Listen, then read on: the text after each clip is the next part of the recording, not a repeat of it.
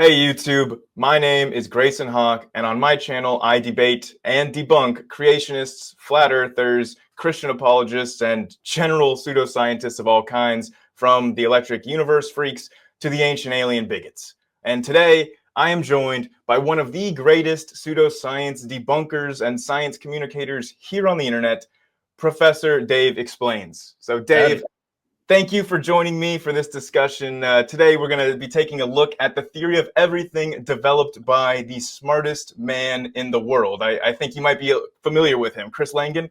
I know the guy, yeah. He's the smartest guy alive, right? So we got a lot Yes. of work cut out for us, right?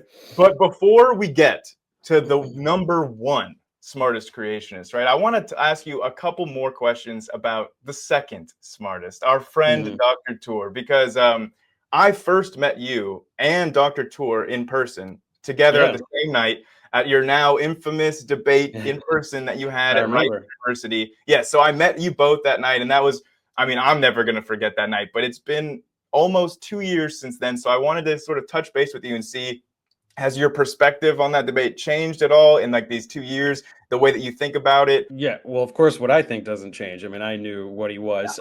There's a lot of people who found that without any context, and so for those people, hopefully they kind of can piece together what's going on.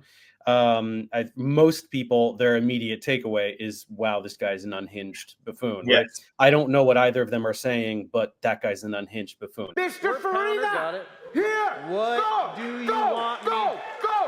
So I think that's the main takeaway from it, is that apart from all of my efforts to demonstrate his lies to the audience, right, here are ways in which he lies, and I'm proving to you that he's lying. The whole the whole takeaway from it was just him demolishing his own reputation through his own behavior. Like that's kind of the main takeaway of it. And the funniest part is just like, he's such an unbelievable egomaniacal narcissist that he kept doubling and tripling and quadrupling down and doing the Lee Cronin thing. And then he went to Harvard and he humiliated himself there. And then he kept doing these other things, and it just got worse and worse and worse for him. And then he finally shut his mouth. I think it was almost a year that he shut up and wasn't talking. I even made a point to mention that in one or two of my videos, like, James has finally shut up. And recently starts opening his mouth again. So, I think you're making some, you're going to do some stuff on him. I'll get to it. I have a few things in the pipeline first, but I'll get to it. And I'll do another piece on him and the dumb things he's been saying. So it's just a never ending source of hilarity, that guy. Yeah. As you pointed out, I'm currently kind of embroiled in the middle of this back and forth with Dr. Tour about the origin of life, where I made a video debunking his dumb arguments that he brought up in your debate with him. Then he just recently, last month, made a video responding to me. Now I've made a response and blah, blah. He's right back in the thick of it. But I actually wanted to share with you a couple insights that I had from that debate and my experience that I think that you might get a kick out of from my perspective here, because I was in the audience for that debate. I asked one of the questions in the Q&A, and I'll just tell you, right? I was talking to the people in the audience around me. None of them knew who you were. None of them knew what abiogenesis meant. They didn't even know what the word abiogenesis was. They knew that they were here to talk about the origin of life, and there was some YouTuber, Dave something or something. And they were saying, is he even a professor? Do you know? And then I was like, okay, well then how did you hear about this? And they say, oh, we go to Dr. Tour's church. Yeah. They were like, literally everyone surrounding me, except for one individual, was a member of Dr. Tour's church, and knew nothing about the topic, had watched none of the videos in advance, just there to be a cheerleader for their guy.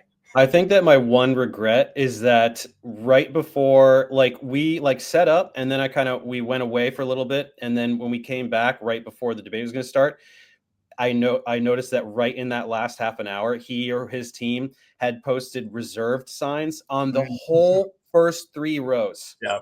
Like 60 seats.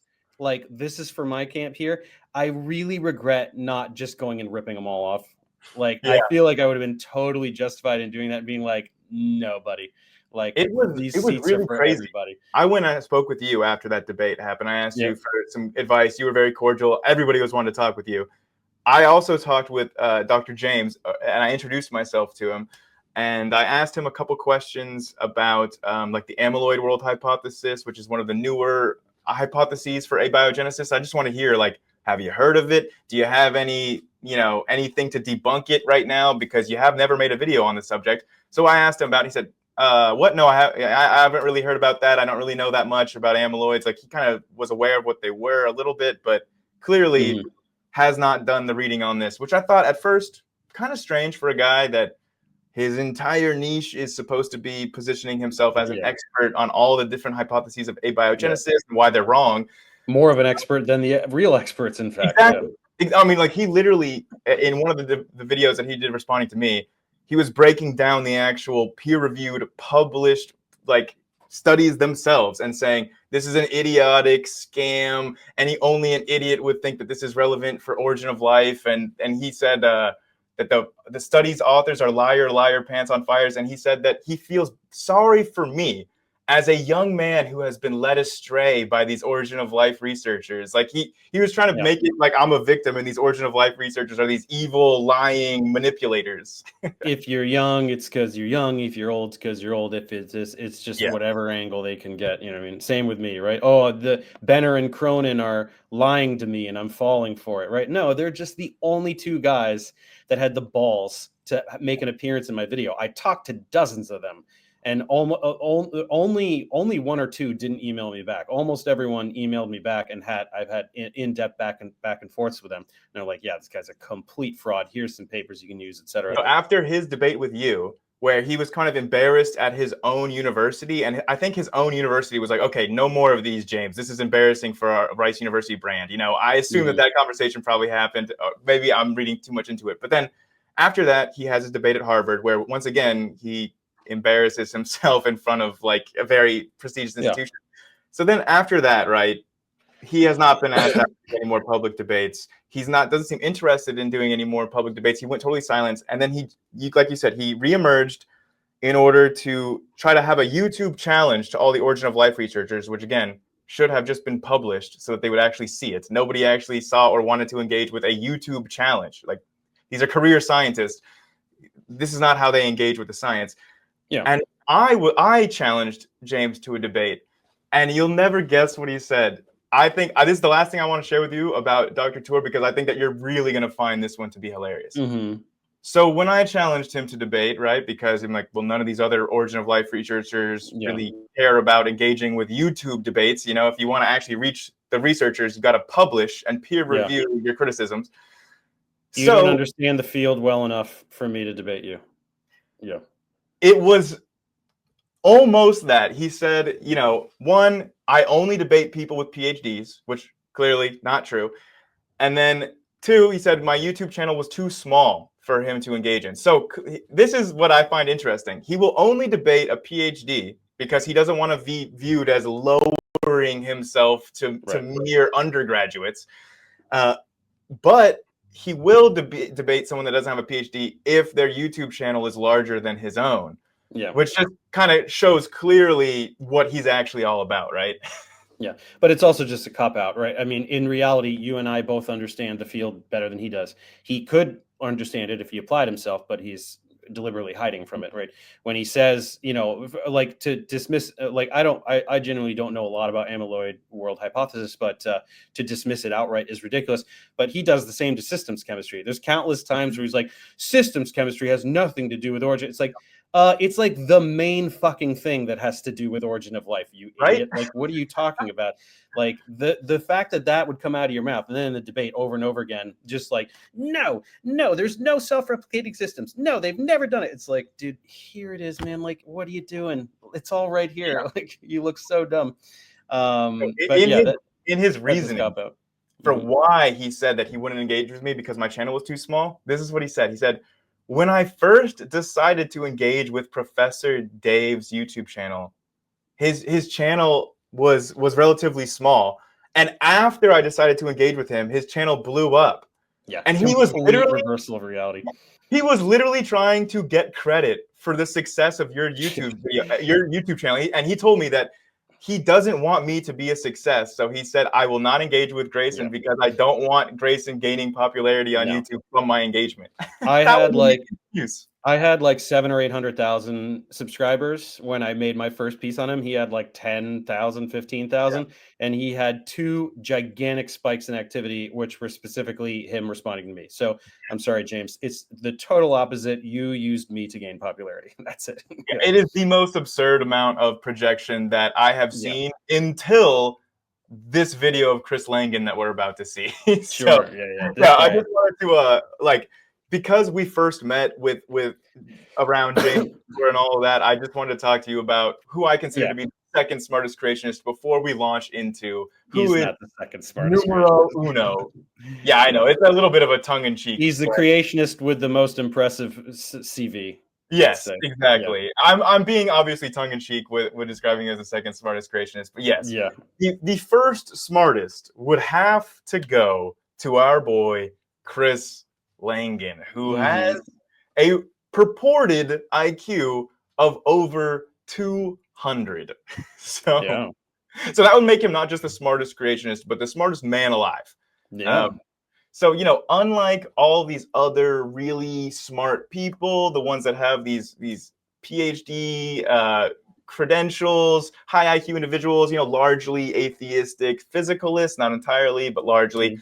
People who do things, people who actually do things. Yeah. Yeah, like, you know, you look at the other, like, you know, chess grandmaster, like esteemed scientists or philosophers, and then you have a bouncer and a horse breeder. Our friend Chris. And when you actually look at this, like, as in, does he have an IQ over 200, right? Because that's his main claim to fame, right? I even heard this when I was a kid growing up. I even heard, did you know that the smartest man in the world is just a bouncer at a bar? I had no idea who he is, but the rumors trickled down to me as a kid. So that's interesting. It never hit me. I learned about him when I found that Daily Wire video. I'd never heard of him. So yes, after the Daily Wire video and after your debunking of his interview there, I went and did a little bit more research, and you hit the nail on the head, I think, with your video on him. It kind of exposing this is that we actually don't have any like public record of his IQ test of over 200.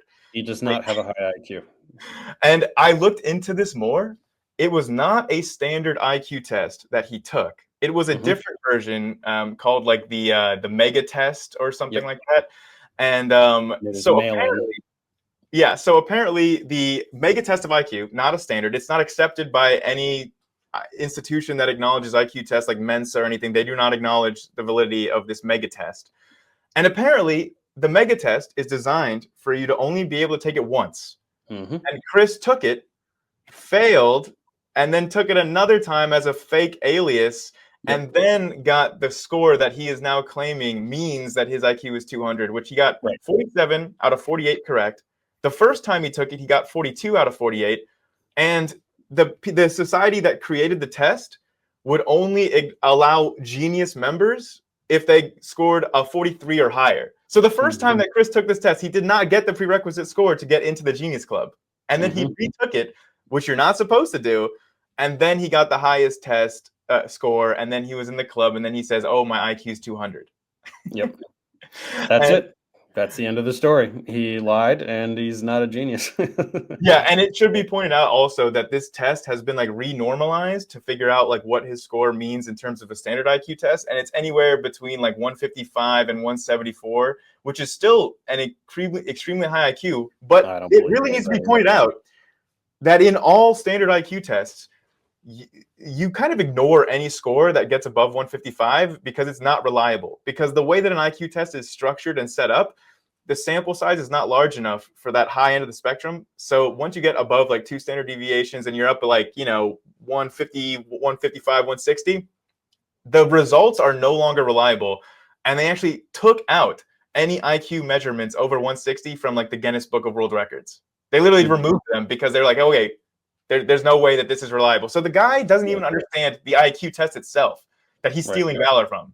Yeah, but also every time he speaks, you can tell that he's not a genius, right? Everything he says out of his mouth, right? He's never done anything like you said, like he's not like some chess guy. He's not an artist that makes some incredible work of art. He's never done any kind of revolutionary thing. He's never done anything, and every time he speaks, he sounds stupid. So all of that information combined equals he's not a genius, right? I'll give him, if I'm being charitable, we'll go 115, 120. Yeah, I think so, I like he's not like the dumbest he's not like he's not Dave, you're forgetting hard, but yeah. you're forgetting Chris's biggest accomplishment. He has come up with the only correct theory of everything that any human has ever developed. We can't just overlook that by not even knowing what a theory of everything is. Yeah. So, okay. So that's why I wanted to make this video and have you on, because your initial video about Chris Langan was dealing with that interview that he had with Michael Knowles, which blew up. It is most watched interview ever. It's got like 11 million views or something. Yeah. But Michael Knowles, obviously not a scientist, not anybody that's even close to a scientist. He had no idea what Chris was talking about, just like nobody else does really. But he was not even asking questions about this theory of everything. Like they were sort of talking about aliens and politics and all this sort of stuff. And so, you know, you exposed Chris as a fraud and a snake oil salesman and a grifter for like as a totality, right? But because the interview never really dived into even what his theory is beyond any kind of surface level, I thought we could have a follow-up where we look at a different interview that he did with Kurt Jaimungal. Yes, Kurt from the Theories of Everything YouTube channel. This is supposed to be his most in-depth interview. It's like 4 hours long that I like watched this interview and then took these clips from to try to genuinely engaged with this cognitive theoretic model of the universe, the CTMU. Let's see if we can actually try to take it seriously and see if it has any merit at all. Because, yeah. And so you're familiar with Kurt's channel where he goes into like, he has actually like real physicists like Roger Penrose and Leonard Susskind and stuff on his channel to talk about theories of everything. And then also has the pseudoscientists like Weinstein and all these guys on and treats them all the same. Like, yes. I'll be charitable and presume that he's just kind of, you know, gets taken for a ride by some of these guys. Maybe he has genuine intentions, like, let me explore all the ideas, right? Even the not real ideas. Obviously, I'm aware of the video. I never watched it. I was just like, 4 hours? No, I'm going to watch this 1 hour video and do a video on that. I'm not going to watch this 4 hour video. Well, I'll save you the 4 hours here. I've edited it down to just a small handful of clips that I thought were most relevant. And yes, and I do think that your reading of Kurt is correct. He does seem to genuinely, he even says, I spent weeks, hours and hours trying to read all the CTM literature and try to really understand this so that I can wrap my head around it and have a good interview. So he's like genuinely trying, which like, I just kind of feel bad for the guy, but so let's go ahead and start this here. So I've segregated out into segments and I've labeled like each one. So this first one is just let's see if Chris can tell us what the CTMU is. You know, what is his theory of everything? So let me know if the audio works and you can all hear this. Why don't you give an overview of your theory for those who are uninitiated, a broad strokes view? Well, the CTMU is a theory of everything. There are two kinds of theory of everything. Okay, so already I'm going to be pausing throughout, but he's breaking down these two kinds of theories of everything, which, you know, in physics, there's only one kind of theory of everything, and you alluded to this in your video, but he has this other notion of a philosophical theory of everything or a metaphysical theory of everything that is not a physical theory of everything. A physical theory. Usually it's related to a unified field theory in some way, which means the forces of nature are supposed to be unified into one general force. But of course, that's only part of reality. And my theory is a theory of everything in the metaphysical sense. So yeah, not a theory of everything in the actual physics sense of the word that where that term originated, right? Yeah. I mean, this is what grifters of this type do. They want to appear as though they are speaking very rigorously about scientific topics, but then when pressed, they will retreat to the ambiguity of philosophical terminology. So it's a philosophical theory of everything. Okay, then why are you constantly talking about quanta and forces and things that are physics? It sounds like you want to have a physical theory of everything, but you definitely objectively don't and do not understand quantum theory. So everything he does is drenched in the ambiguity of a lot of this philosophical terminology, which if you spew it convincingly enough, people will go, wow, this guy's really smart. He really knows what he's talking about. Has no clue what he's talking about. Yep. I couldn't have said any better myself. It actually has to conform to certain logical criteria, which in philosophy and metaphysics govern what a theory of everything has to be. Yeah. So he's saying that In philosophy and metaphysics, there's apparently some criteria for what a theory of everything must entail, and that's all he means by a theory of everything, which I have found some philosophical literature like along those lines. It's just that all of the criteria that the actual literature lays out are none of the same criteria that Chris Langan puts forward as being part of his CTMU. So yeah, he just completely getting his wires crossed. Mhm. So I like to characterize it as the language that reality speaks to itself about itself. Okay, so there we've got our first definition, right? We finally got all the disclaimers out, and the CTMU is the language that reality speaks to itself about itself. Does that mean anything to you, Dave? Not to me. Okay, yeah, it doesn't mean anything to me either, but yes, okay, so the CTMU is a language. Let's see if he's gonna try to explain this again and again and again until we get it, and I don't think literally anyone will ever get this. Is a language. A language is an algebraic structure. This is a particular kind of language. Okay, yeah, he's going a mile a minute. He's saying a language is a particular type of algebraic structure. That is just him redefining what words mean. Yeah, I mean, you can talk about a syntactical structure, right? Why would we call that algebraic? I don't know. I mean, the deeper that we delve into philosophy and logic, I'm at risk of not speaking accurately on stuff. But all I can say, it's like algebraic. Why algebraic? I don't understand.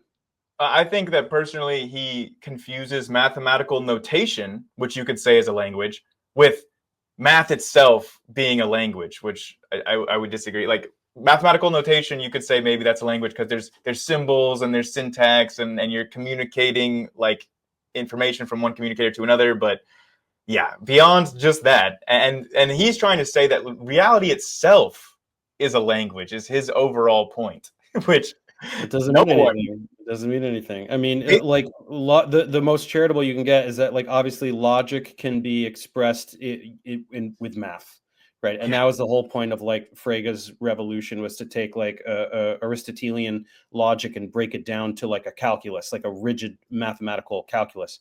So that's true, but that's the closest you can get to have to anything that even remotely pertains to the sentence he said. I don't see any real strong correlation there. Yeah, so we're kind of getting around like a central theme of Chris's work, where he either makes up his own words with their own unique definitions, or he just changes the definitions of words that we all use, like language. And when Chris uses the word language, he means something that no one else means when they say language. Not any linguist, not any philosopher of language.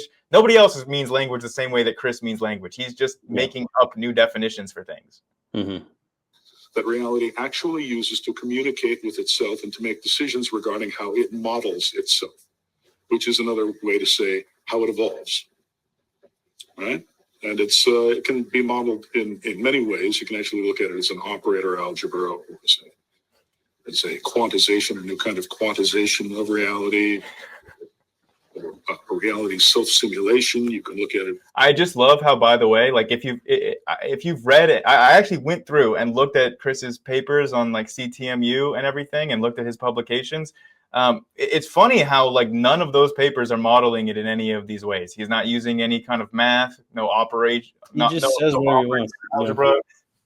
I mean, it's just riddled with false equivocations, right? Modeling itself, in other words, evolution. What does that mean, right? A population of organisms evolves. Are they modeling themselves? No, they're not. That doesn't mean anything. Like it's word salad. It's just word salad. Yeah, that's it. It's really funny to me also where the original publication for the CTMU, his first publication in 2002, guess what kind of a journal it was in, Dave?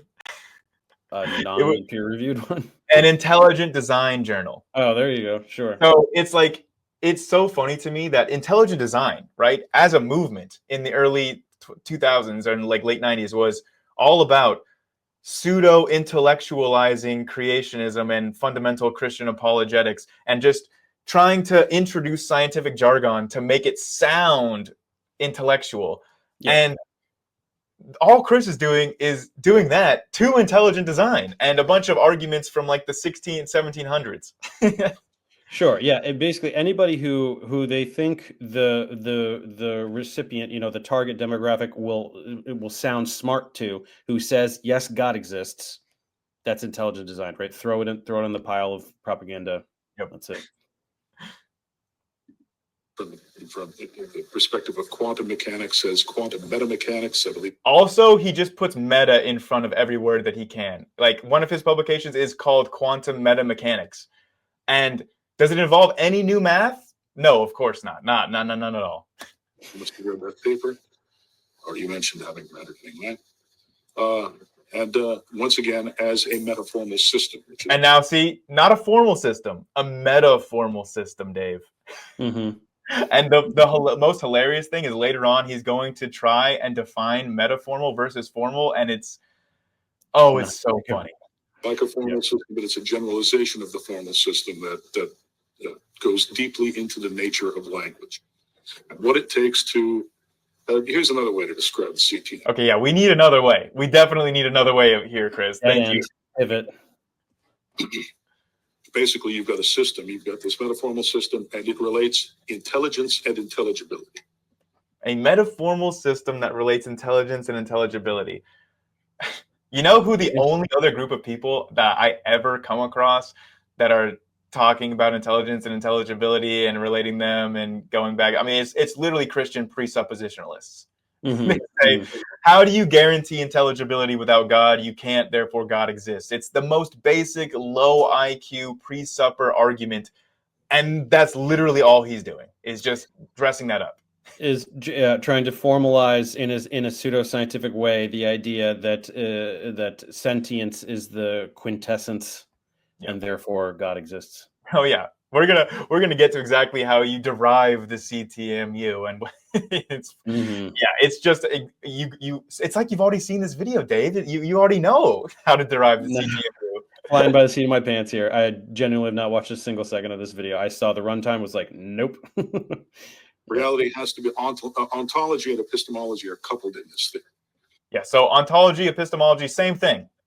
All the philosophers telling you those are different, ignore them. Mm-hmm.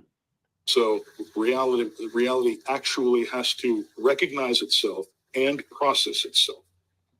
It has to do both. So that's what it does. It relates intelligibility and intelligence, which are dual quantities in the CTMU, thusly defining both of them in the recursive sense. It's a mutual recursive definition. There you go. See, he's just clearing it up. He had to clear it up for us because it didn't make sense the first time he tried to explain his elevator pitch. But I'm happy that he could clear it up now. Clear as day now. Continue. Those two terms within this CTMU structure. So, I know, can it even be regarded as a theory of consciousness? For example, it says what consciousness is because the way it quantizes reality. Okay, so that was his attempt, right? Remember the question, what is the CTMU? So that was, again, and this is what he does for a living. He's written on this numerous times. He's been talking about this for over 20 years. Presumably, he's answered this question a lot, and this was the best attempt. Dave, do you feel like you are any closer now to understanding what the CTMU is? And it's probably different every single time. No, I'm not any closer because it's not a thing. And his answer hinges on his ability to obscure the fact that it's not a thing. But it's just the funniest part to me is just he knows that people are enamored by physics, fundamental physics. So he can't stay away. He's always using words like quantization and things like that. That's physics, right? So he wants to pretend that it's a physical theory of everything, but he's always just using vague philosophical language, right? Somebody who has a legitimate theory of everything in physics, in theoretical physics, will be able to describe very concretely, okay, look, we're trying to, unite these fundamental forces here. Here are the particles that the force carrier particles of this unified whatever. Like, they can speak very concretely and very mathematically about what their work is.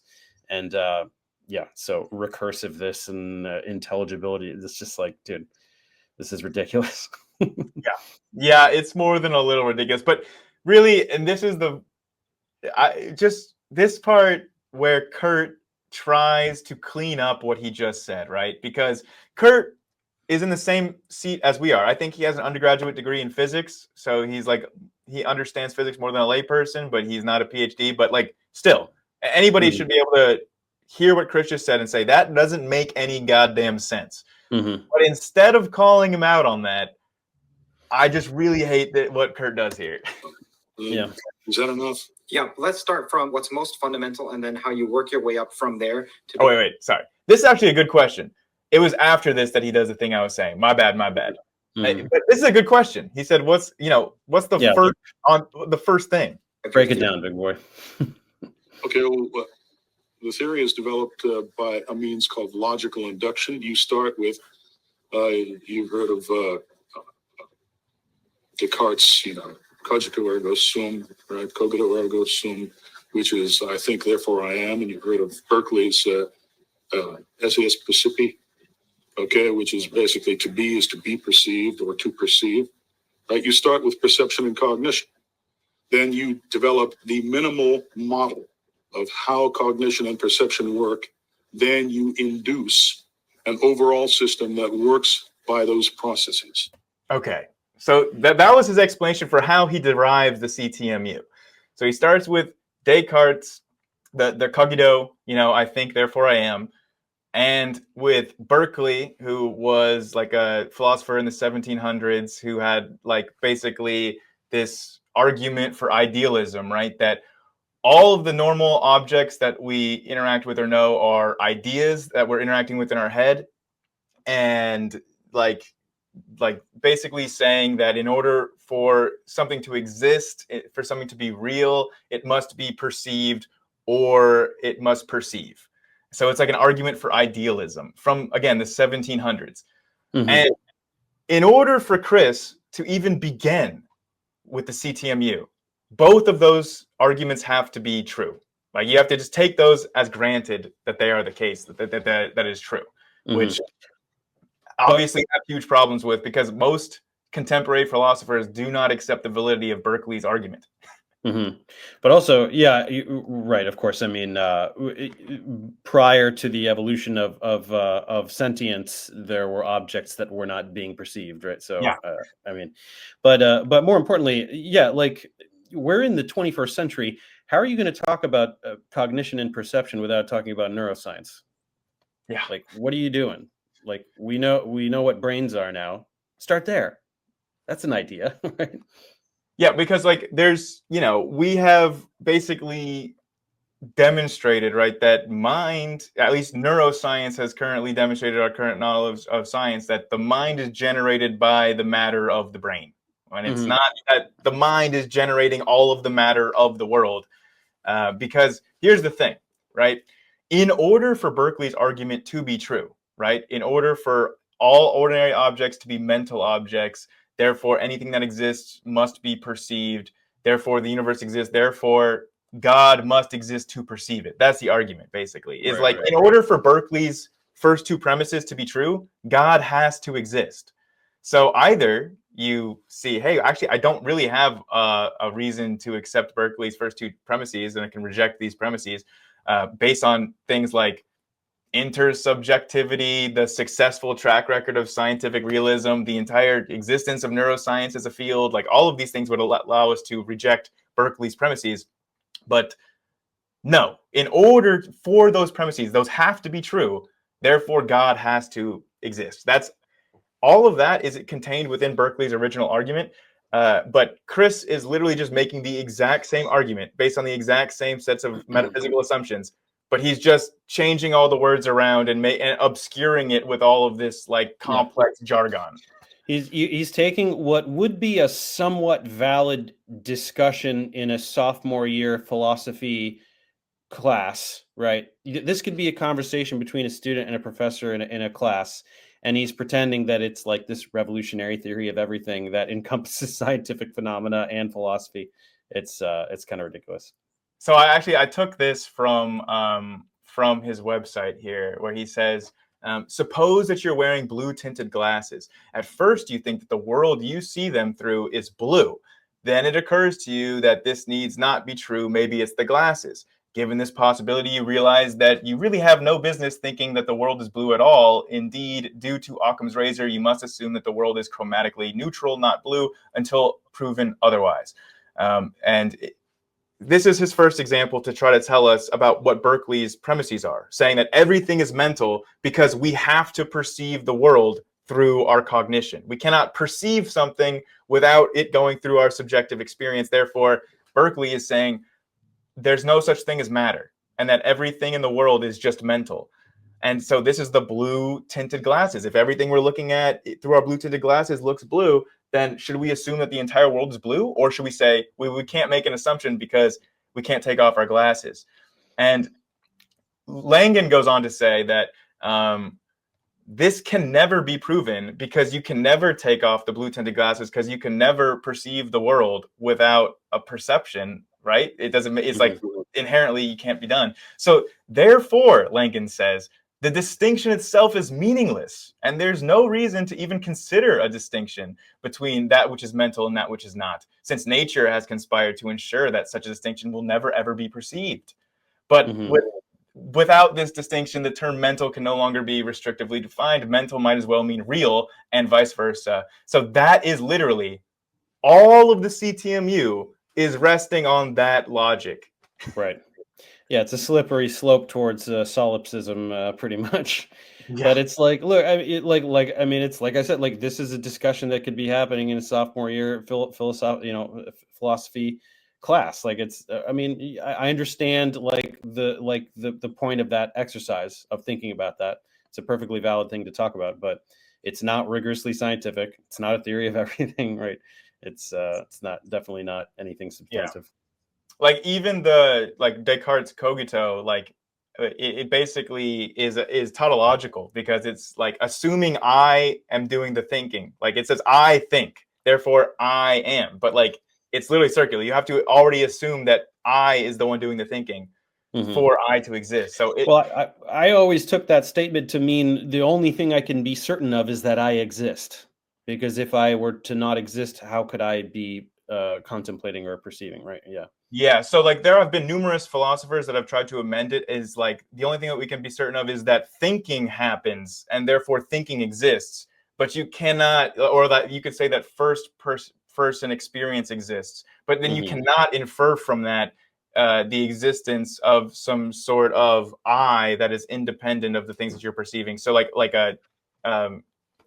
basically, like numerous philosophers has pointed this out almost immediately from the 1600s, all the way through Nietzsche and Bertrand Russell, and everybody has been pointing this out.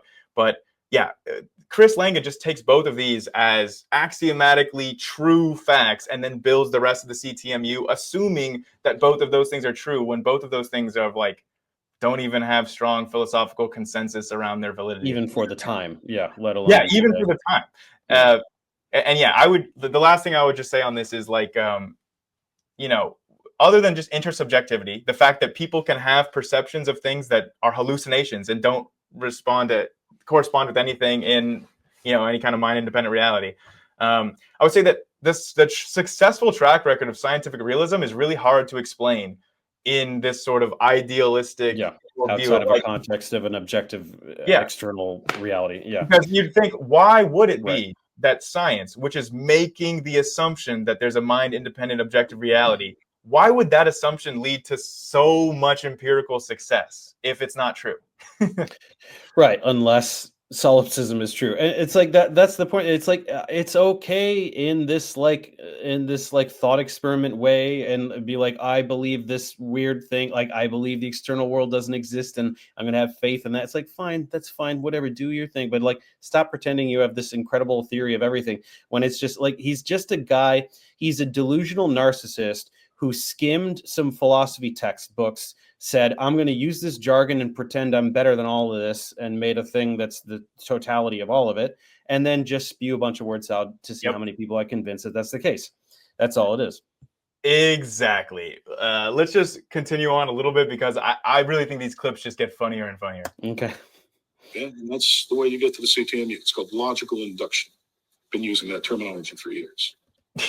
Wow. Did you come up with that? The word induction? He literally is claiming to have come up with logical induction himself.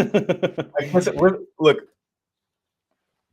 It's superior to empirical induction, by the way. Most scientists use empirical induction, which means that they just kind of guesstimate, inductively guess what the proper theory is and sort of affix that, sort of glue it on to the observations that they make. That's how science usually works. Yeah, they make observations to corroborate, right? I mean, it's always so like he's not the dumbest guy in the world. Like the problem of induction is a real thing that you learn about in the philosophy of science. So yeah, that's a real thing. But like, he doesn't know how science works. He's never done science. He's never studied science. He doesn't know what scientists do. He doesn't really know what a theory is in a rigorous way. Right? Well, He just here learned you this is him making up words again, right? And actually, this is a combination of him making up words and changing the definitions of already accepted words. Because, like, the process of induction is a logical process. To say, like empirical induction is not logical induction, it makes it's a false dichotomy. Yeah, you're applying logic when you do empirical work. Yeah. There's no such distinction as logical induction versus empirical induction. Those are not proper terms that anybody's making a distinction between. You use logical induction empirically. Yeah. It literally makes no sense what he's saying here, but he's literally just making up these terms and then saying, I invented logical induction. Yeah. This logical induction thing is a more precise process, more general process. See, if I was interviewing him right here, I would be like, okay, give me a concrete example of logical induction and give me a concrete example of empirical induction, contrast and compare them, right? And then he would just flounder and change the subject. This was the part earlier where I was trying to criticize like Kurt's interview here, where I would say like somebody needs to call like Chris out on the things that he's saying and like hold his feet to the fire or ask even like a follow-up question at all instead of just taking for granted that everything he's saying is true and genius. And if you don't understand it, you're just not smart enough, because that's the perspective he seems to take, because like, look at how he responds to the nonsense that we just heard. The more technical you want to know what's funny though too is that people do. So if you go to this video, the comment section of this video and say anything about him, he personally replies within like an hour and just like insults them. Oh man, like really voraciously. It's really funny. It's really funny. I took a look at the comment section and I was just so disheartened by humanity. I just had to leave immediately, because like the comments were like, the things he's saying right now sound like they're totally made up, but in 300 years, I'll bet that this guy will be studied. It's like, studied as a case study in delusional narcissism. See, delusional narcissists respond to delusional narcissists because they too want to be validated by this narrative of like, I've found that he wants people to believe he's found this supreme truth. And then there are people who want to feel that, by proxy, they've received that truth as well. And they are elevated by it too. So it's just a big old delusional narcissist convention when this stuff happens. And for those who are listening, as a first pass, you don't have to understand all of the terminology. It's much better. I think Wheeler said this, or Wigner, I'm not sure which one. He said that people are trying to drink, but the point is to just get wet. And then another quote that I like is from von Neumann, who said, you're not supposed to understand math, you get used to it. So that's in a similar vein. This is what pissed me off so much, is like implicit in bringing up these quotes from physicists describing physics and math as being hard to understand. He's then obviously setting up the analogy that what Chris is saying is equivalent to things like quantum mechanics or mathematics. Like, he's setting you don't understand high level physics and you don't understand Chris, so they must both be awesome, right? But the irony is that Chris does not understand math at all, right? In the Daily Wire one, he tells this story about going to first semester in college and taking calculus class, which, by the way, like, that you're dumb, that someone's dumb when they pretend that calculus is high level math. It's like, dude, we learned this stuff in high school, man. Like, calculus is what people who don't understand math think high level math is. Right? It's the beginning of intermediate math, right? Children learn it. But he tells some story about, like, a obviously made up story about going to see the professor, and is like, well, what is an infinitesimal? It's like, dude, like, or actually he was doing it in a disparaging way, as though to suggest that like the concept of an infinitesimal is meaningless and how ridiculous it is. It's like, dude, I learned this when I was 17 years old. Like, what are you talking about? You don't understand what like, can you do an integral? Like, I would love to see him take like a 12th grade calculus quiz. I don't think he could do it. So no, I mean, I looked at his quantum metamechanics paper. I looked at his CTMU publication. Like, no math. No math. I mean, this man is not doing linear algebra at all. No. He might be able to do like, you know, like middle school algebra, like, you know, one equation, one unknown, like two unknowns. And you could see too just how happy it made Chris to be compared to, like, oh wow, the things Chris is saying are the equivalent of high level math and physics. Like, this is stoking up his ego so much. So yeah, here's my next clip, because in your video you made this this outlandish claim, Dave, that Chris is just making up these terms, and so let's see if there's any truth to that. If he's just making all this up on the fly, like literally just as he's talking, he's just making all this up. Let's see if there's any evidence for that in this interview. A lot of people criticize me because, well, you know, basically, you're like those old medieval philosophers who used to, pontificate on the number of angels that could dance on the head of a pin. You're trying to derive everything from logic, but really, the world is experiential. It is the logic of experience. To derive the CTMU, you start with experience. You start with cogito and esse. Okay, you start with Descartes and Berkeley. You take those. You take cognition and That's experience. extremely interesting. You logically induce the minimum model, the bare minimum that you need to make cognition and perception work. Then you form an identity incorporating that potential, and you have the CTMU if you do it right. Okay? A true rationalist. Show us. Right? He's about describing a thing that's not real and then not showing it. Yeah.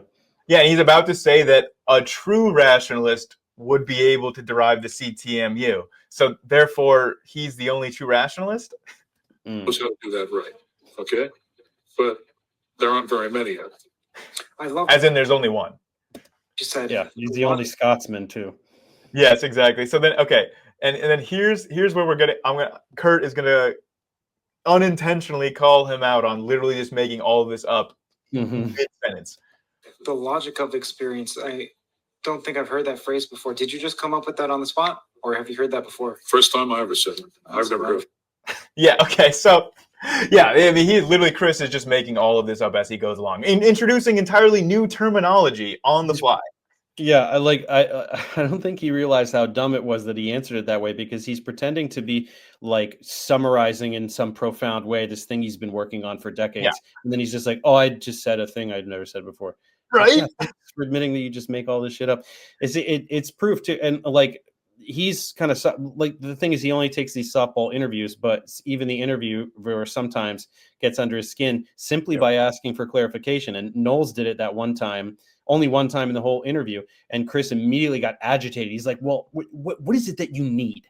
I already explained that.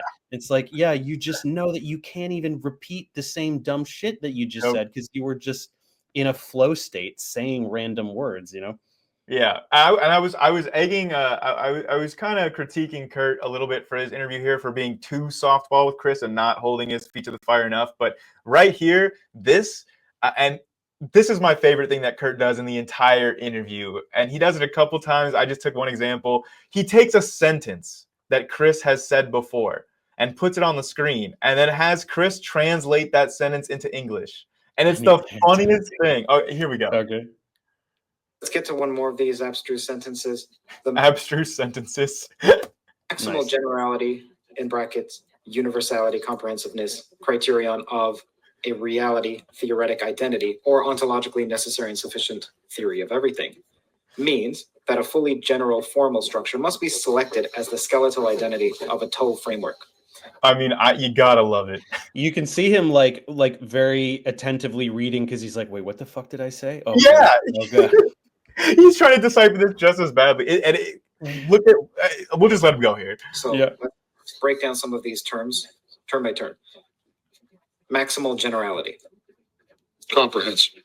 Okay, so why don't you just say comprehensive? I don't know, Chris. But by the way, I'm writing his translations to this so that we can translate the entire sentence at the end into English and figure out what the fuck he's talking about. Mm-hmm. Okay, reality theoretic identity. That means when you know what an identity is, that's something as which that thing exists. Okay, basically that's its identity. You exist as a secondary teller. That's part of your identity. Any property you can assign to yourself, that's part of your identity. Reality theoretic? What No, about that part? he said, what's a reality theoretic identity? And he says, oh, well, an identity is this. Oh, also, he doesn't understand, like, he loves the word identity and he loves the word operator, and he tries to use identity operator. And Yeah. I actually regret that I didn't include this part in my video, but he's talking about like God being the identity operator. And it's like, dude, do you know what the identity operator does? It takes an input and spits out an unaltered output. So it does nothing. So you're saying God does nothing when you're saying that God is the identity operator. Like, the guy he genuinely doesn't know what these terms mean. Like, it's ridiculous. But his God is literally only there in order to perceive all of reality, or else it can't exist. Because remember, he said, in order to exist, it must be perceived. So in order for all of reality to exist, then something must be perceiving all of reality all the time. And this is God. Yeah. And he has the funniest thing, like, you know how the intelligent design advocates, they changed the word God to intelligent designer. And Chris goes even more crazy with it, to where his God is an acronym, G-O-D. And he actually doesn't like it if you call it God. He wants you to call it G-O-D, like he wants you to say G-O-D or the global operator descriptor. Global, so we're limiting it to Earth? He means global as in all of reality, the entire universe. Okay, So, I don't see how you derive the totality from the word, like global refers to the globe, which because it has to start with G. Universal is what you. It has to start with G. It has to be It has to start G-O-D. with G. It wouldn't be as punchy. I mean, it's just the most mental masturbation I've ever seen for the justification of theism, right? Yep. Like, just believe in God and say, I have faith. Yep. End of story. I'm not going to argue with you. Okay, you believe there's a God and you have faith in that, and that's the end of that.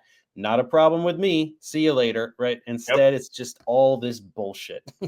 Yeah, like, just believe in your religion or believe in your faith without trying to justify it by making up a bunch of pseudoscience, and we're all good. That's right. Fully general formal structure, is that related to the metaformal structure you mentioned earlier? This is the funniest part for me.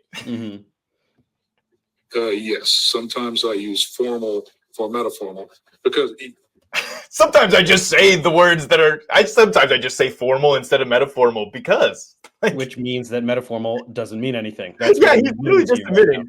Oh, sometimes I use both of those words interchangeably. Sorry. Yep. Metaformal system is, intrinsically a metaformal system, but by virtue of its description. But I have to write that description down in a formal way.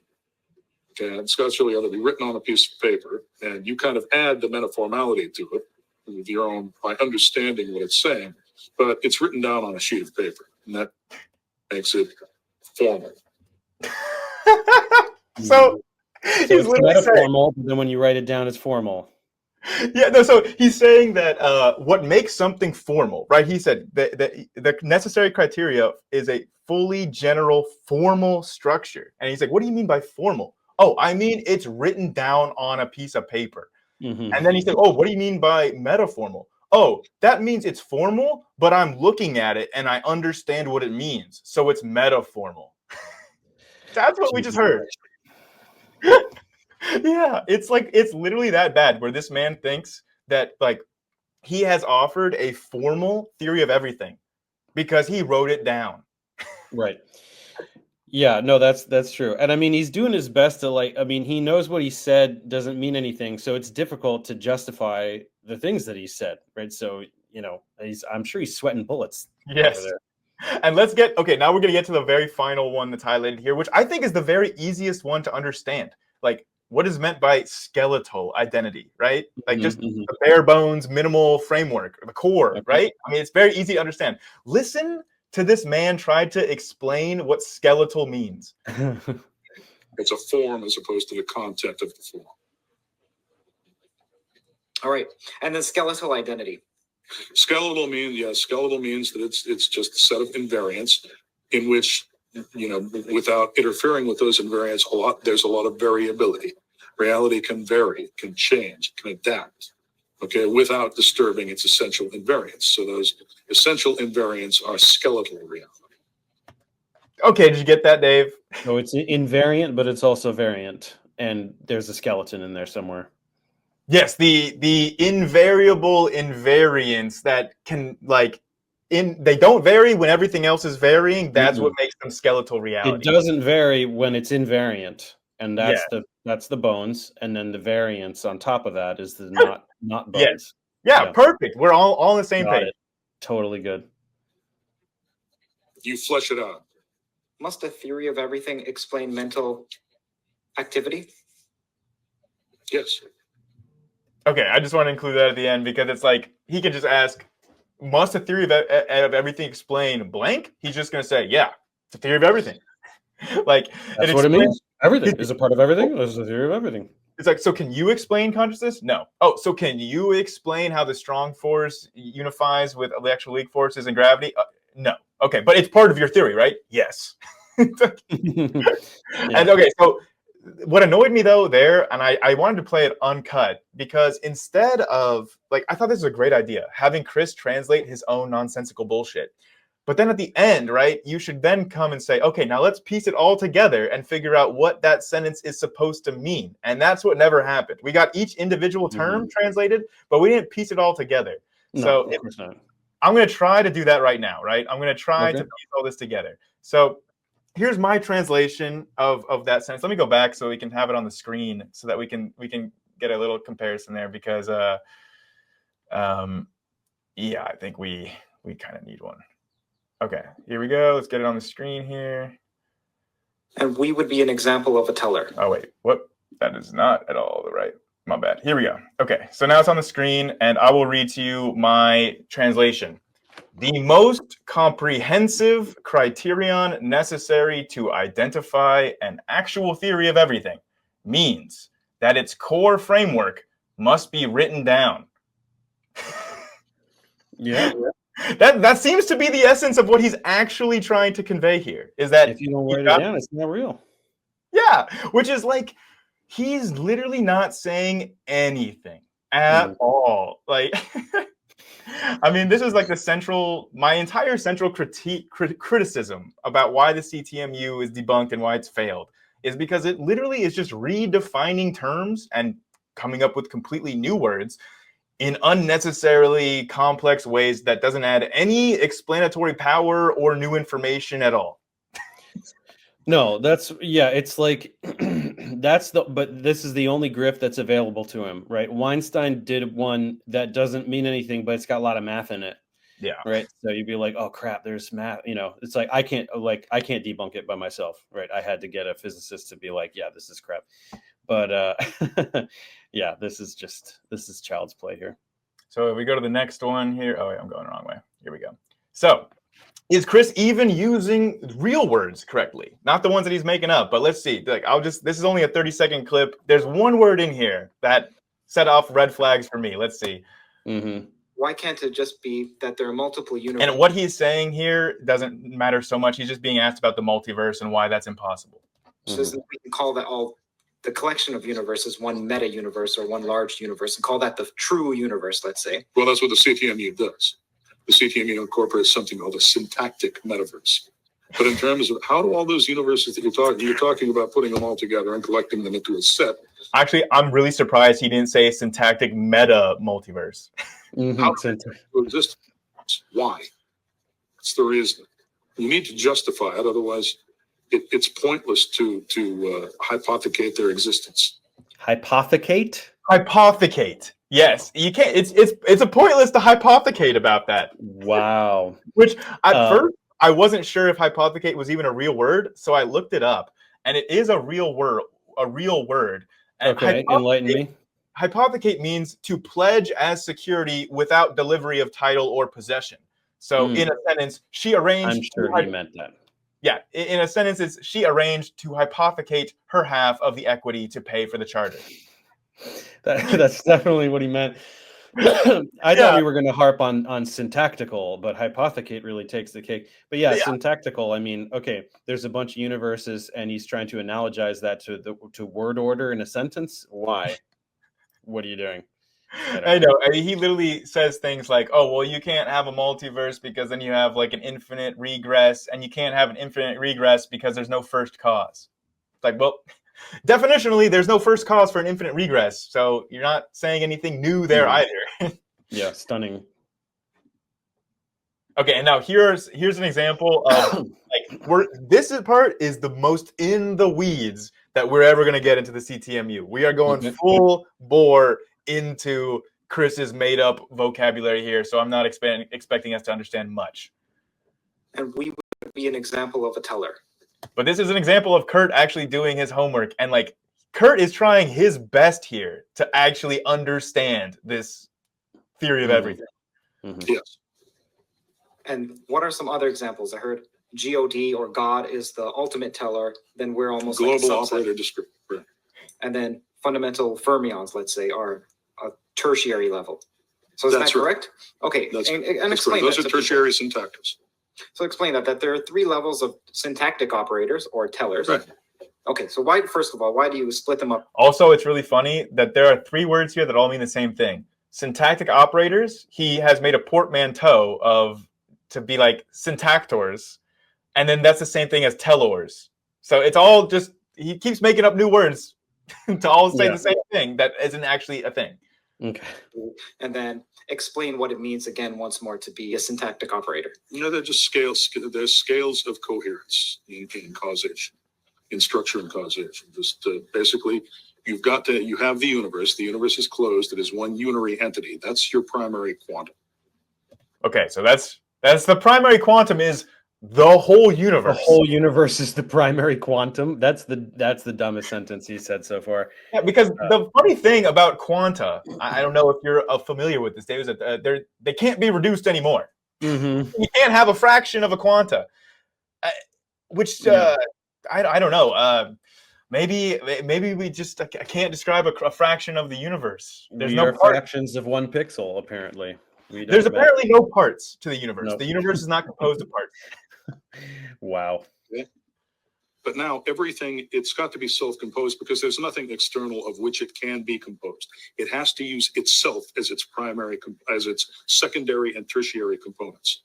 So which also makes sense.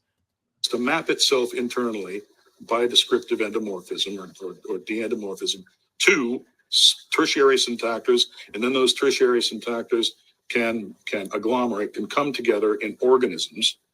Okay, so let's just figure out where we're at right now. Agglomerate? He's literally just saying that the tertiary syntactors, which remember are fermions and fundamental particles in his model, all he's saying is that these come together. He said God makes these come together to form secondary syntactors, which are minds, like us. So it's literally just Genesis with the most complex pseudo-intellectual jargon you could ever put onto the events of Genesis. Yeah.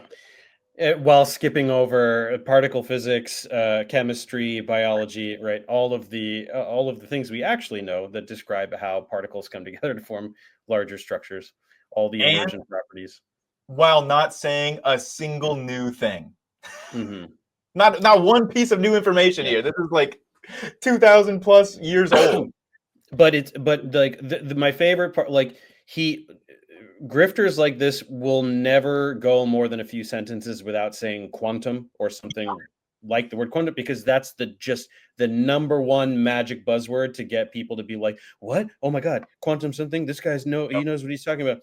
So that digs him into a deep trench because he's continually, like if you're going to talk about quantum theory, then it's very rigorously delineated what your theory of everything needs to do.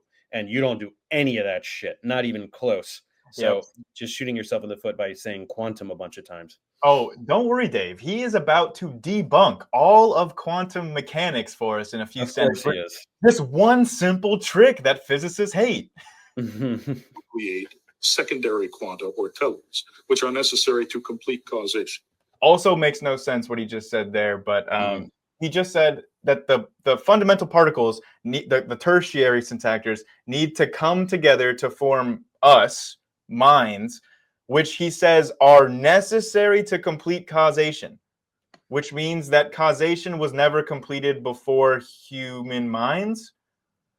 But I thought that God was why I thought like the entire reason, the entire logic was that God is necessary to complete causation, and that's why God is necessary. But now he's saying that's why we're here, even though God is already fulfilling that role and making us like totally. He needs us.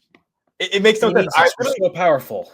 I'm genuinely trying to steelman the CTMU here, and I don't understand why the secondary level is even required in his theory. I don't think there's any reason for it other than, hey, humans exist, so I have to explain it somehow with my bullshit. Rule of threes. Yeah, the rule of threes. That's it. That's it exactly. It's like it's a triune model. Triangles and shit. Yeah, Holy Trinity. Yep, right? That's got to be it. Because ordinary quantum particles don't have what it takes to actually decide on events and emerge in events. This is one thing he has said as well, is that the tertiary syntactors do not have free will because single particles don't have free will. They can't make decisions. But secondary syntactors like us, we do have free will. And when asked why, he just says, well, it's like a level of complexity, and at some point the tertiary ones get into complex. They get so complex that they just It's a theory of everything, right? So describe to me the mechanism by which we have free will and constituent particles don't. So what's the primary syntactor? God? Yes. And so then what is a syntactor?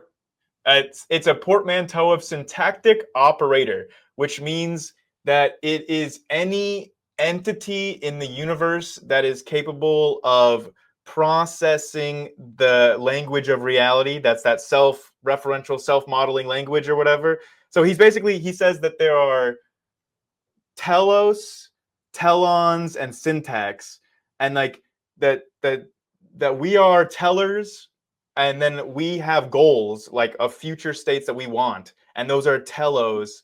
And that in order to relate them, you need syntax. It's another trinity thing. Okay.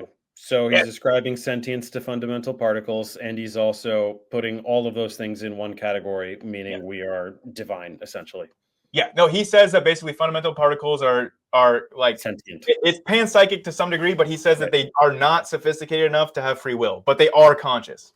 Right. So they just live in this tortured state of like, oh shit, I'm a proton. Yeah. Or I'm a quark and I can't do anything, but I exist and I know everything that's going on. And then he has some arbitrary level of complexity with absolutely no math or any sort of rigor to justify it about, eventually, if you have enough of these tertiaries, you get a secondary, and that one has free will for some reason because I said so. Mm-hmm. Yeah. That takes telesis. You've got to have this other kind of quantum of causation, this secondary quantum of causation called telesis, and that means so now we've got a secondary quantum, this time of causation, which are the telos, which he says anything that a teller desires is a telos. So like he said that the universe exists to increase utility, and utility is anything that the tellers want. It's also a quantum. This is a smaller quantum than the big quantum. Yes, it's a secondary quantum, which for some reason is more fundamental than the primary quantum, which was literally the whole universe. Yeah. Telesis is bound. That's the monic substrate of the universe. It must be bound by these things called tellers. Okay, and also he's saying that the fundamental substrate of the universe that the universe is composed of is these telos, which are just like our desires and stuff. And that tellers are necessary to bind all of these teloses together to create the universe, which of course is saying that God is necessary to bind all this together for the universe. Right. It's just an assault on materialism.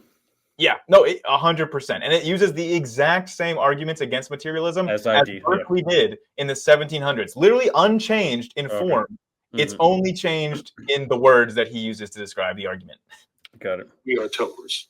We actually bind telesis in this way so that causation can be completed, so that events can actually occur. All of this nonsense about, quantum randomness and quantum indeterminacy. If something is totally random and indeterministic, there is no reason for it to occur, and it won't occur. There you go. Quantum indeterminacy debunked. Not real. Yep. He literally said that if something is indeterministic, as in if it can't be completely deterministic of A will always lead to B, if it's probabilistic, like Right, A that's the 30% thing. of the chance has a chance of leading to B, then it just can't be that way. It can't be real. Yeah, the probability distributions can be rigorously calculated. That's the Yep. thing. He just clearly just has never took. Yeah, he didn't he didn't go to college, right? I mean, I learned this in quantum chemistry, right? So Yeah. as an undergrad, right? Yeah. Yeah. All right. It's not just the principle of insufficient reason that I'm talking about. The principle of insufficient reason. Mhm. The principle of sufficient reason would what be, I don't know. I don't know if that's a new thing that he's just made up or if he's just Or if misremembering. he botched it, right? Yeah. Yeah, he could have botched it, or this could be just a new term that he made up 5 years ago, and at this point, it's impossible to tell. Okay. I'm talking about something has to be distinguished from its logical complement, right? And that basically that act of distinction, it takes a certain amount of information to complete that. So we are the ones who provide that information, either directly or indirectly. What is meant when you say that tellus is bound, that we bind it? You know, basically we're quantifying it. We're logically binding it using. What is it meant to bind it? Oh, well, we're logically binding it. Something analogous to quantifiers and predicate logic. And now he gives us an analogy for what it's like because he can't give us a definition. So that events occur. And That's the only reason I'm playing this part at the end here is because I find Kurt's follow-up question to all this to be one of the most hilarious questions he asked the entire interview. And I'm not even going to play the answer. I just think that his question is so funny as a follow-up to all of this that we're hearing. Okay.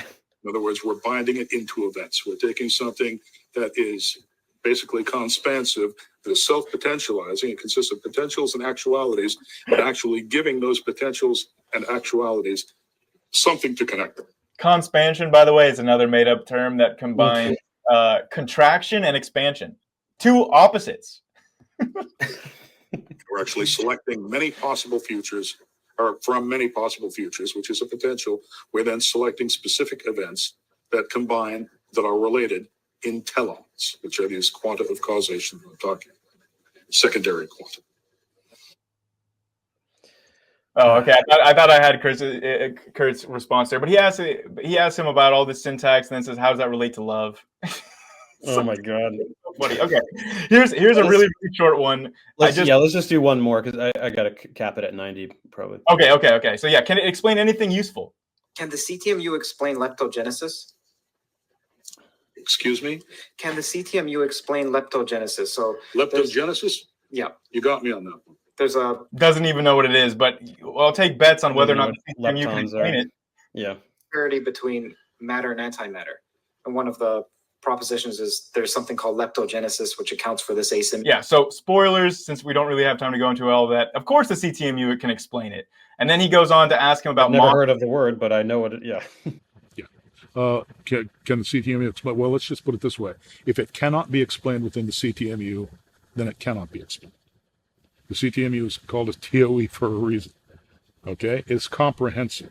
Yeah, then he asks him about Mach's principle, and he says, oh, yes, I know what Mach's principle means. And then he says, oh, can you explain that? He says, why don't you remind me of how you formulate Mach's principle? And then, I'm sure you've heard of Mach's principle. Yes. Okay. What does the CTMU have to say about Mach's principle, and is it related to this intrinsic background? All right. Maybe I better ask what your formulation of Mach's principle. Sure. It's just he's so easily derailed from his script, and it only happens a couple times in each interview because he takes softball interviews. But like with Knowles, like he was rambling about this, like, you know, going forwards and backwards in time, and he was like, well, wait, so how does that work? And he's like, well, it can't go anywhere unless it has a place to go to. And it's just like, what are you talking about? He just asked you about like time, and what are you saying? Like, it's just, it doesn't mean anything, man. Like, you can really see the wheels turning when in those moments. Before you go, I just really wanted to show you this one last one because I go through this whole thing about, is it falsifiable? Chris says, no, actually, by definition, my theory is a super tautology, and it cannot ever, by definition, be falsified or proven wrong. which makes it completely worthless. And the funny thing about super tautology, another made-up word, a tautology is like when you say something using different words but expressing the same idea. That's a tautology. And so Chris is saying that his theory is a super tautology, meaning he takes all the stuff about our reality that everybody agrees with. He uses different words to say all that same thing. But the reason it's a super tautology, which he defines what that is on his website, he says a super tautology is a tautology with the force of ontology, which means it's a tautology that he just asserts is the true state of affairs in the world. And that's what makes it super. Yeah. So you can't disprove with it. cream on it, too. Yeah. But my idea is called a super tautology. It cannot be broken. Okay, the conditions for intelligibility are realized by it, which means that if you try to come up with a counterexample, it will be unintelligible and inadmissible. My theory cannot be broken. Finally, I get to this point where I wanted to talk to you. I wanted to show you where he said, at first I thought he made a falsifiable claim. Chris goes out and says, the universe is not expanding. And I'm like, we got him. There you go. Nailed. CTMU debunked because clearly all the evidence shows it is expanding.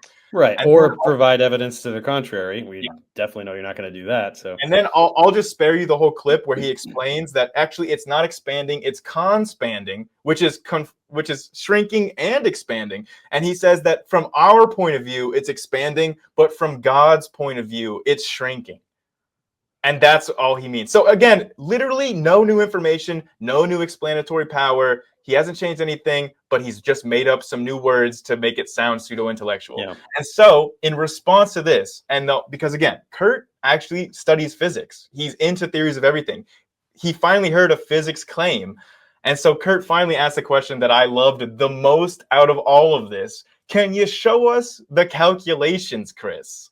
So here's the response, and then I'll let you go.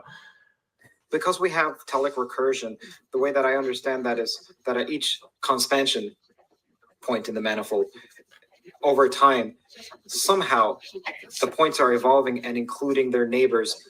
And I recall you saying at the speed of light. Forget about at the speed of light because that can take us down another route. Regardless, the speed of the rate of conspansion is usually the way. Of course. Okay, cool. So they're absorbing, and then that translates to a positive cosmological constant, because the universe seems as if it's contracting from one point of view or expanding from another. Okay. He does not know what a prediction for. I know that your theory says there should be a positive cosmological constant. Does it have a calculation as to what range it should look like? Yes. There's plenty of positive I've numbers. made calculations. I'm not going to announce them here. I'll publish them first, and then we can talk about them. Yeah, I bet you will, buddy. And so for anyone that was curious, that was 3 years ago. There's been no publications about any of these calculations in the 3 years. Maybe he's still working on them. You know, maybe we'll see it after 5 years. Well, but he's got to get through algebra 2 first, and then it's trigonometry, and then he's going to take calculus, and then he's still in 10th grade, so give him some time. Yeah, so basically, we won't go through any more of those clips. They were just, I had one really funny one where he talks about the Dunning-Kruger effect, and he talks about how this seems to happen with lower IQ individuals and even some high IQ individuals that between the 130 and 150 range where they're used to always thinking that they're the smartest in the world, and so they just can't accept that there's anyone smarter than them. And it was just, chef's kiss. The level of projection was insane. Yeah, we know there's people smarter than us, big guy. You know, stupid people tend to have Dunning-Kruger, right? But there is a higher IQ version of that. It's called the danger zone effect. We've been talking about it for years. People who range an IQ between, like 130 and 150, you would ordinarily think, well, it's extremely high IQ, almost up to genius range. So these people must actually have something going for them. Well, basically, it works against them because they're right so often. Compared to the ordinary person, they almost always turn out to be smarter. This gives them the idea that they're intellectually infallible. They start to get to lose sight of their own intellectual limitations and believe that they're really what they've cracked themselves up to be. And they become insufferable at this point. The very last clip that I was going to end it with was whenever, so Kurt asks him, what do you think about Weinstein? What do you think about all these other various thinkers? And he asks him, what do you think about Noam Chomsky? Because again, Chris Langan's entire CTMU is all about how reality is a language and how he's redefined what language means to generalize language to apply it to the entire universe. And so when asking one of the world's leading experts in what languages are, Chris summarizes like, oh, what do you think about Noam Chomsky? He says, well, I've tried talking to Noam about my ideas, but he just doesn't get it. He seems incapable of generalizing language beyond his silly little confines. And he's like acting like, yeah, Noam Chomsky, he just doesn't understand language like I do. One of the most prominent linguists, if not the most prominent linguist of the past century. Yeah. And one of my go-to examples of a crazy smart person. Noam was a big nothing burger for me. I couldn't, even get a conversation started. It seemed to be, he has a certain perspective on language, and it's all about, where does it come from? How do we get it? And, that's his focus. And when you try to, broaden the focus, I think that sometimes Noam just doesn't pick up on it, what I'm saying. And he also says at the start of this, he says, the people that criticize my theory, and he doesn't mention you by name, Dave, but I assume, he's talking about people like us. He says, the people that criticize my theory, he says, are either too stupid or too lazy to even try to actually understand it. And he says, the primary criticism I get is that my theory is incomprehensible and that nobody can understand it, even the world's leading experts in all the topics I talk about. And you have to understand that they're either just too lazy or too stupid, because I can understand it perfectly well as Chris Langan. I made it up. I'm trying to see how what you're saying, how can I model it such that I see it completely obvious? So that's how I know I've internalized a theory. And I don't see anyone who criticizes you as attempting that. Oh, that's correct. Yeah. And basically, they claim that it's so abstract and abstruse that they can't visualize it, and that it's impossible to visualize. That's the usual line. I visualize all of it. It's not hard for me. But, for some reason, I think it's intellectual laziness. I think it's the idea that they don't want to become involved with something that might prove them wrong or mistaken about something. There are a number of psychological factors that go into it. I think probably my favorite clip of my entire video is when Knowles is like, who should people read? Yep. And is like, is there any good he's like, no, there's no good philosopher today in the whole world that's worth reading. Who should they read? Well, I think you guys should read Aristotle and Plato and Socrates. Socrates famously never having written anything down.